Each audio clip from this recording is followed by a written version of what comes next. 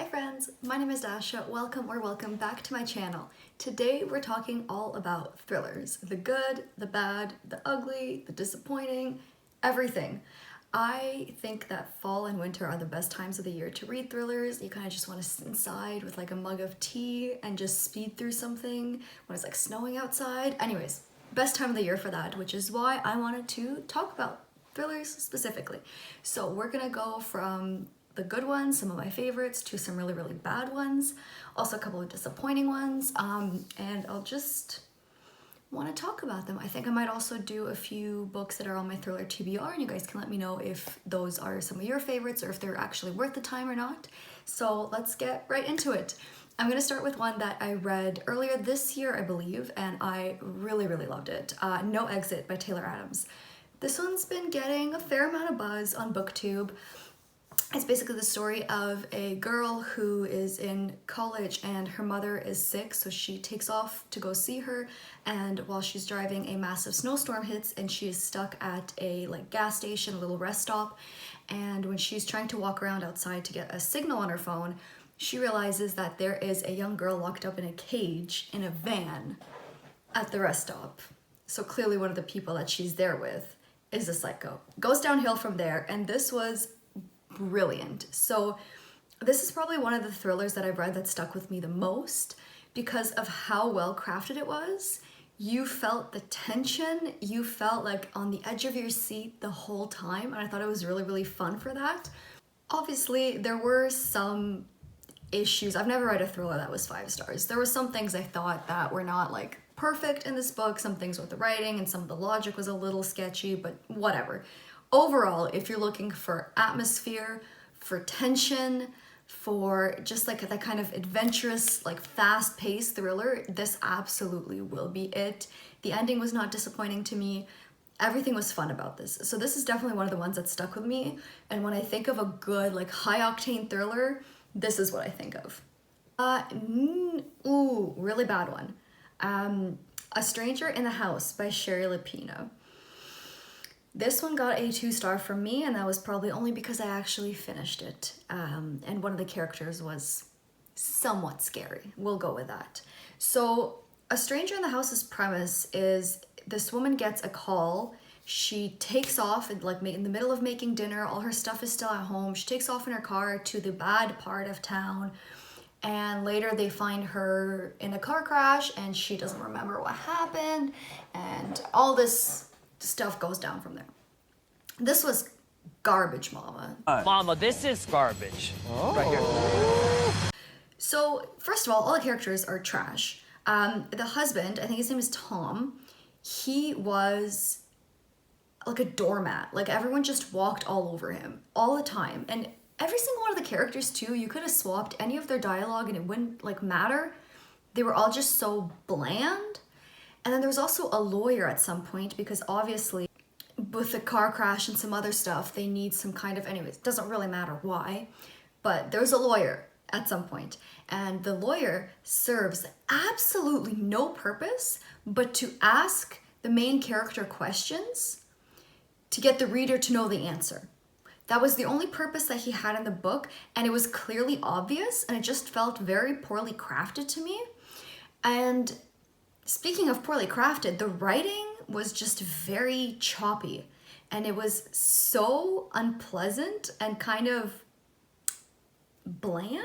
It was just she sat down, she stretched her arms out in front of her, she picked up the computer and started typing, and it's just these really choppy sentences that just, it took you out of it because you're why are these sentences so short? And then the ending was trash too. Come on, of a thriller, what do you need? You need a good ending. And the ending was just so bland. I don't know, the whole book felt like it was written for bored housewives that wanted some drama in their life, but nothing too fancy. There's not anything that much fun in it. You know, for example, No Exit. There's chases and there is some gore and there's some really fun elements to it. But A Stranger in the House, nothing happened. And I'm not even saying there has to be chases or another car crash other than the one at the beginning. Nothing happened. nothing happened. Just a lot of people talking, a woman that can't remember shit, and all of this random nonsense. Anyways, really bad. And then the other thing about it that really sucked was the one character that had potential. Her name is Bridget. I don't think I'm going into spoiler territory, but if you prefer going into thrillers with absolutely no knowledge, you might want to skip this. Bridget was a character that had a ton of potential. She was one of the characters that I was actually like nervous when it got to their parts, which is always a good sign. But even that storyline just went nowhere. So now we're going to quickly jump back to a good thriller, and I thought this one got mixed reviews. I thought that The Silent Patient by Alex Michaelides was actually fantastic. So this one is pretty popular. Story of a psychiatrist that goes into a mental institution to talk to a patient that's been silent ever since she came home one day, shot her husband in the face, and just like I said, been silent since. And this one's gotten mostly good reviews, but some people like really disliked it. Here's the thing, I listened to this whole thing on audiobook, and maybe that contributed to why I didn't see the ending coming, but I didn't, and I was floored, and I thought it was great. There are some issues with writing. The author focuses a lot on sex really weirdly, and I didn't really like love that. I don't know why, it just like took me out of the story every time. But I thought the way it was crafted and the way it showed you things that you should have seen were signs, but maybe because I was on audiobook for this, which I really would recommend, I didn't quite see them coming. And I just thought that the premise was so intriguing because obviously if one of the characters that's being built up is not even talking for a chunk of the book, you really have to work on their characterization in other ways. And it worked. It all worked. So I was definitely in the camp of people that love this book.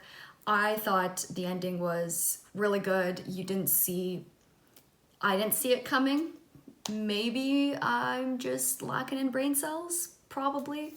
Who knows? But that was a good one. That was a really, really good one. I want to talk about a few disappointing ones now because I think nothing hurts more than being betrayed by a book you thought you were gonna absolutely love. So we're gonna start with If We Were Villains by ML Rio. This is I don't know if it's technically even considered young adult, but it is a dark academia, very, very reminiscent, apparently too reminiscent of The Secret History by Donna Tartt. It's a bunch of Shakespeare students at a college that are like the best of friends until one of them dies, and then you kind of see the secrets and all of that. And this, I just expected so much more. It was just so mediocre in every single aspect except for the, like, I think it was either the epilogue or the last chapter, I don't remember. That was incredible. But we're gonna start with why I was disappointed. So obviously these Shakespeare students, you expect there's gonna be some level of pretentiousness and some level of talking about Shakespeare. The issue was the author seemed to just stick these entire chunks of Shakespeare text into the book as if it was just going to replace actual stuff happening. And I understand that a lot of the time some of the plays they were performing and some of the lines that they were quoting were meant to be symbolic to the story, but it just felt very lazy, especially when there was massive scenes of them acting. It felt like this story maybe would have been better portrayed through a movie or something where you could see the actors play, because telling us the blocking of the characters in the book did absolutely nothing for me. And like, I do like Shakespeare, so I expected to enjoy this, but that aspect sucked. The friend group. They're supposed to be this tight-knit group of friends that all love theater and they love Shakespeare, and they're just so artsy and so bonded by their love of Shakespeare. I couldn't tell why they were friends. They seemed to all hate each other all the time. It was so weird. It was nonsensical, absolutely nonsensical. I did not understand why they were friends. The author did not do a good job, in my opinion, of connecting the friend group and making it believable, other than they were just students thrown together because they were all in the same exclusive program. It was just weird. Romance, trash, did not need to be there. At least the main one that was pushed. There's like a subplot plot of a romance, which is one of the only things I really liked about the book. And that kind of ties into the ending that I really enjoyed. I kind of thought it was going in that direction, and I really, really liked that, actually. It was kind of a bit of an open ending, which a lot of people didn't enjoy, but I thought it was just beautiful. And it almost made me like the book so much more, but I was like, really, like the rest of the time I had not a great time reading it. So this was not a favorite. This was really disappointing. Another really disappointing one was Lock Every Door by Riley Sager. So I read The Last Time I Lied, and that one's not, I'm not gonna go in depth about that one because it wasn't like a really, really good one. It wasn't like a really bad one. It was just kind of, it was fine. It was fun while I read it. It was campy. It was great for that aspect. But after that, I just heard so much about Riley Sager, and after that one, that wasn't that bad. I'm like, okay, let's try Lock Every Door, and I was just so disappointed. The story had all these intriguing little threads set up all over the place that could have tied into this incredible ending. But as the story progressed, it just got so outlandish and so unreasonable that I couldn't even suspend my disbelief enough to enjoy it. And I understand that it's not so far-fetched if you look into it a little bit deeper, but just the way it started coming out and the way, I guess, the whole story was set up was not enjoyable or believable to me. Plus, like I said, there was all these little hints that the author was dropping that felt like they were going somewhere, and I was like, yes, like lean into this. And it just quite didn't do it for me, and I was so disappointed because, again, everyone loves this book. Everyone flippin' loves Riley Sager, and I did not understand it at all. And I probably won't pick up another one of his books, to be quite honest with you. I think I've had my fill, haven't really had good luck. I'll probably just leave it at that. One final disappointing one was Stillhouse Lake by Rachel Kane. So Stillhouse Lake is actually a series, but the first book follows a woman who comes home one night to find that someone's plowed through their garage with their car. And unfortunately, what they've discovered is her husband's serial killer workshop. So this is her and her 2 kids moving somewhere else and starting a new life. The premise is fantastic, and this book was by no means bad. It just went so downhill. It started so good and it went so downhill. So this was more of like a disappointment mid-book than it was expectations versus reality, because the beginning was setting up for something so good, but then the main character, who is the wife, she became this like survivalist. She became very paranoid, understandably. She was always very, very careful with the kids and where they lived and all their phones and their social media. I love that aspect. It felt like everything was so well thought out and so well fleshed out. But then halfway through the book, she starts making extremely stupid decisions that don't align with this like super intelligent and organized woman that she was acting like in the beginning of the book.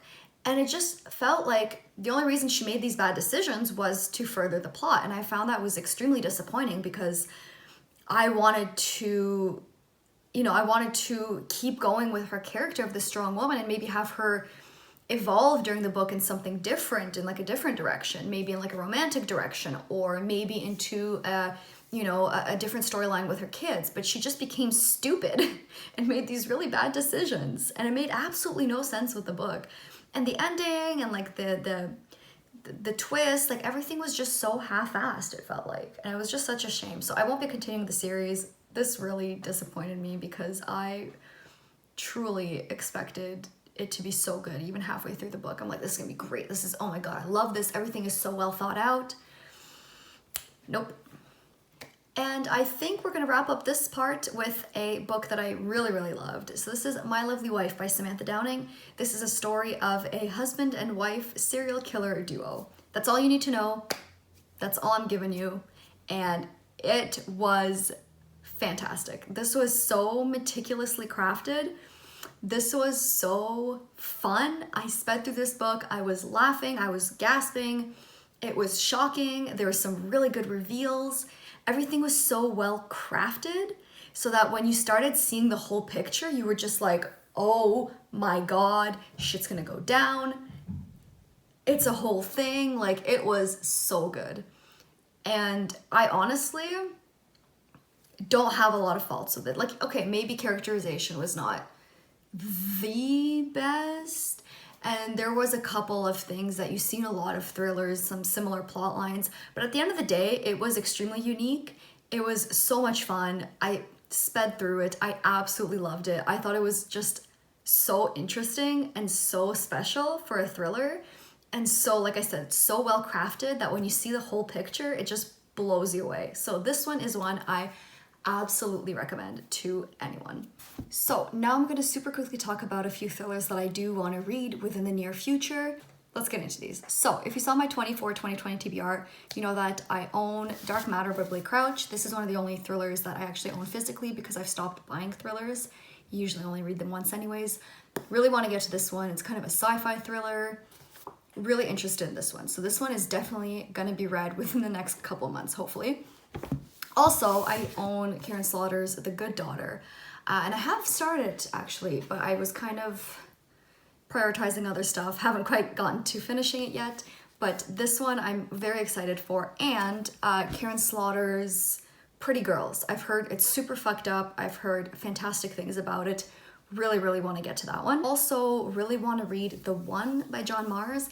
This is the one where everyone has like a soulmate match based on their DNA and you follow a few different stories of these people.